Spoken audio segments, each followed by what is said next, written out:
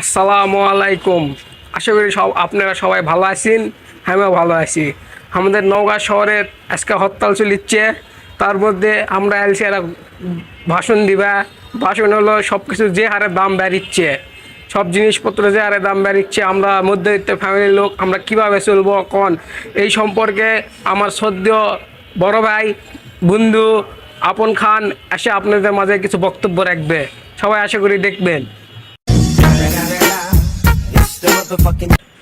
আসসালামু আলাইকুম গ্রামবাসী, ওয়ালাইকুম আসসালাম। আপনারা সকলে কেমন আছেন? ভালো ভালো।